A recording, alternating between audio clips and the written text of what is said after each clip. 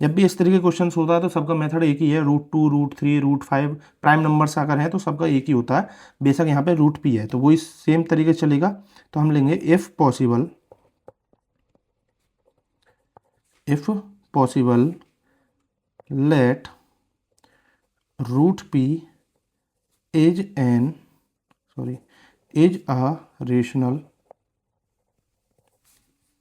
Number and its simplest form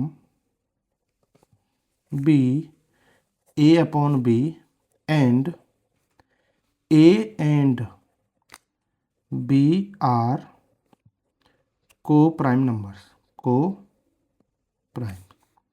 ठीक है, ये मैंडेटरी है आपको लिखना कि हम कोई भी इरेशनलिटी प्रूव कैसे करते हैं। अगर वो प्राइम नंबर्स की बात कर रहा है तो हम मान के चलते हैं कॉन्ट्राडिक्शन से प्रूव करते हैं। कॉन्ट्राडिक्शन आपको पता होगा, पूरा चैप्टर करा चुके हैं। तो कॉन्ट्राडिक्शन के लिए हम इसको क्या मान लेते हैं, एक रेशनल नंबर ले लेते हैं, प्रूव करके देखते हैं क्या ये रेशनल नंबर आएगा या नहीं। ठीक है, तो हमने मान लिया इसको एक रेशनल नंबर है और इसकी सिंपलेस्ट फॉर्म है a अपॉन b और ए एंड बी आर को प्राइम। ए और बी ऐसे नंबर हैं जिनका कोई भी कॉमन फैक्टर नहीं है। हम चाहे तो यहाँ लिख भी सकते हैं A and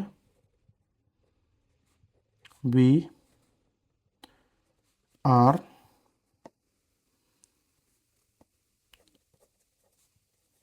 integers having no common factor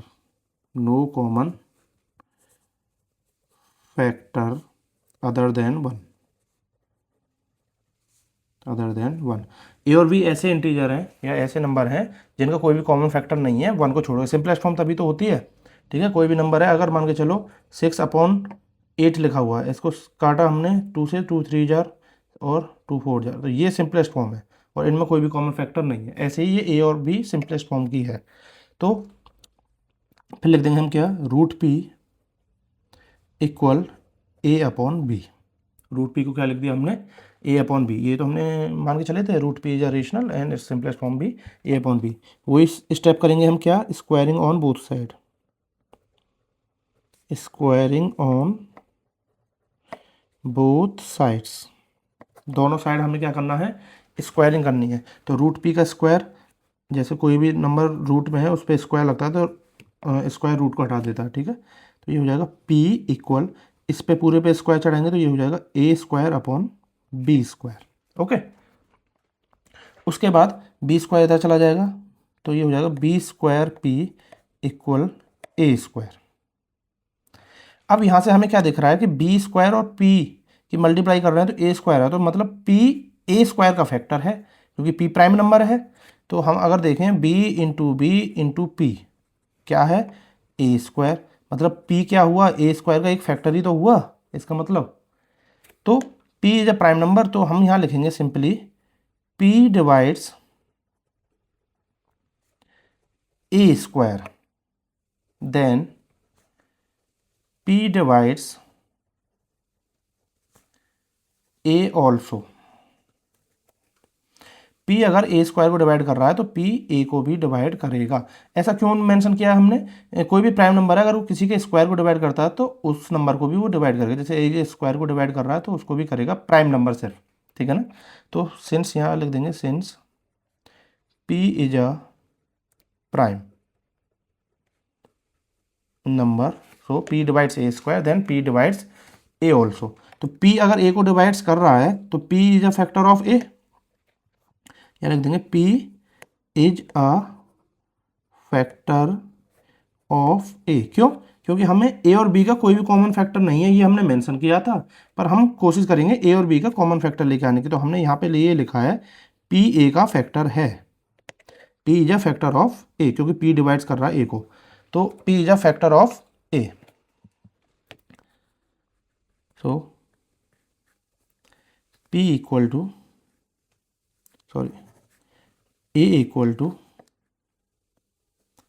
pc for some integer c। जब ये p इसका फैक्टर है ए का, तो p इंटू कुछ ना कुछ किया होगा तभी तो ए आएगा। फैक्टर का मतलब ये होता था, जैसे 10 का फैक्टर है 2 इंटू 5, तो 2 में 5 की मल्टीप्लाई कर रहे हैं जब तो 10 आ रहा है, 2 बेशक फैक्टर है। ऐसे ही p फैक्टर है तो p की मल्टीप्लाई c, तो c हम लिख देंगे फॉर सम इंटीजर c, तो c कोई इंटीजर है, a की वैल्यू पी सी, ये हम पुट करेंगे इक्वेशन नंबर 1 में। यहाँ सिंपली क्या लिख देंगे, put a equal P C in equation first, तो वहाँ क्या हो जाएगा, B square P equal A की जगह क्या रखना आपको, पी सी का स्क्वायर। कुछ बच्चे गलती कर देते हैं, ब्रैकेट नहीं लगाते, वो खाली लिख देते पी सी का स्क्वायर, मतलब कि वो ये लिख देते पी सी स्क्वायर, ये गलत है, ये सिर्फ सी पे स्क्वायर डिनोट कर रहा है ना कि पी पे भी, तो कंप्लीट पे स्क्वायर है वो, ठीक है। तो ये हो जाएगा B square P equal P square C square.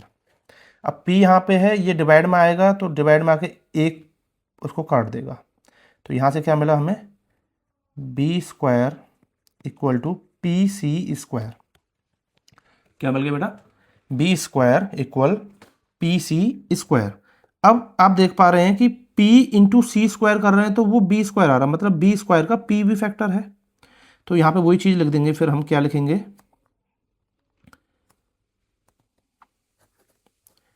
p divides B square, then p divides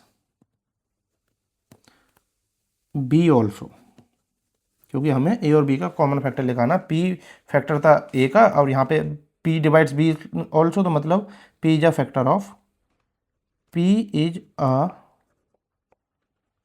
factor of, p is a factor of b। ये आ गया p b का फैक्टर, बस यहीं पे हमारा काम ख़त्म हो जाता है। हमने क्या क्या किया था, p फैक्टर लिया है a का और p ही फैक्टर लिया है b का, तो दोनों चीज़ आ गई। तो ऐसा पॉसिबल नहीं है, हम ऊपर कह रहे थे कि इनका कोई भी कॉमन फैक्टर नहीं है, यहाँ पे हम क्या कह रहे हैं कि इनका कॉमन फैक्टर है, p a का भी फैक्टर है, p b का भी फैक्टर है। तो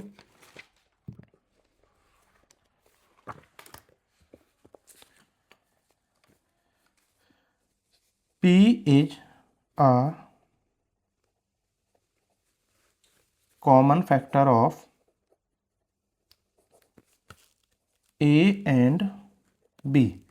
p क्या है, कॉमन फैक्टर आ गया a एंड b, तो this contradict the fact that, ये कॉन्ट्राडिक्शन पे आ गए हम, this contradict the fact that a and b are coprime. इसने किस बात का विरोध किया, कॉन्ट्रडिक्शन का मतलब विरोध करना, कि a और b को प्राइम्स थे, इस बात का विरोध किया है, तो ये contradict the fact that a and b are coprimes. तो फिर हम लिख देंगे contradiction arise by our false assumption. ये आई कहाँ से, कॉन्ट्रडिक्शन आई कहाँ से, ये आई हमारी फॉल्स अजम्पशन से। अजम्पशन क्या थी हमारी, जो हमने मान लिया था let root P is a rational number, हमने गलत मान लिया था, उस वजह से कॉन्ट्रडिक्शन पे पहुंच गए हम, इसलिए यहाँ पे हम वो लिख के चलेंगे, contradiction arise by our false assumption, that's why. क्या फॉल्स अजम्पशन थी हमारी, root P is a rational, ये हमारी फॉल्स अजम्पशन थी, ये हमने यहाँ मेंशन कर दी। So root P is an irrational number।